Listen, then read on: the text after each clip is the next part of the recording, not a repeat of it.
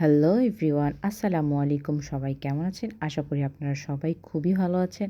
আর আমিও আল্লাহর রহমতে আলহামদুলিল্লাহ ভালো আছি।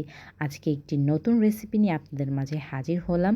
আজকে আমি গরুর মাংসের খিচুড়ি রান্না করব, তাই ভাবলাম আপনাদের মাঝেও আমি ভিডিওটা শেয়ার করি। তো আমার রিসেন্টলি খুবই গরুর মাংসের খিচুড়ি খেতে কেন জানি ইচ্ছে করছিল, তো ভাবলাম যে আজকে গরুর মাংসের খিচুড়িটা রান্না করি।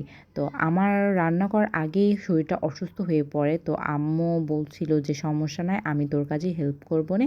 তো এটা মানে কথাটা শুনে আমার একটু সাহস হলো, তাই আমিও একটু উঠে চট করে রান্নাটা বসিয়ে দিলাম। তো আমি মাংসটা কষানোর আগেই মাংসটা এবং চালটা আগে ধুয়ে রেখেছিলাম, এই যে ধুয়ে রেখে এবং সেই মাংসটাকে আমি কষিয়ে নিয়েছি। মাংসটার মধ্যে মশলা হিসেবে আমি দিয়েছি ধনে গুঁড়ো, মরিচ গুঁড়ো, হলুদ গুঁড়ো এবং এটার সাথে আমি শুকনো মরিচ, রসুন কুচি, পেঁয়াজ কুচি দিয়ে সুন্দর মতো ভেজে নিয়েছিলাম। যাই হোক, আমার মাংসটা কষানো হয়ে গেছে এবং চাল আর ডালটাও আমি দিয়ে দিয়েছি। এখন সুন্দরভাবে চাল ডালটা কষিয়ে নেব। আমি খিচুড়ি যখনই রান্না করি তখনই যখন চালটা দিই তখনই আমি খুব ভালোভাবে কষিয়ে নিই। আমার এভাবেই ভালো লাগে, মনে হয় যে খিচুড়ির স্বাদটা দ্বিগুণ হয়ে যায়, তাই আমি খুব ভালোভাবে কষিয়ে নিই।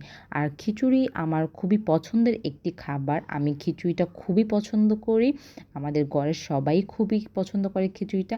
আর আমার মতো আপনারা কারা কারা খিচুড়ি খেতে পছন্দ করেন অবশ্যই আমাকে কমেন্ট করে জানাবেন। আর যারা এখনও আমার চ্যানেলটি সাবস্ক্রাইব করেনি অবশ্যই আমার চ্যানেলটি সাবস্ক্রাইব করে আমার পাশে থাকবেন। আর আমার খিচুড়িটিও কমপ্লিট হয়ে গেছে, প্রায় হয়ে এসেছে। দেখতে খুবই সুন্দর হয়েছিল, খেতেও খুবই মজা হয়েছিল।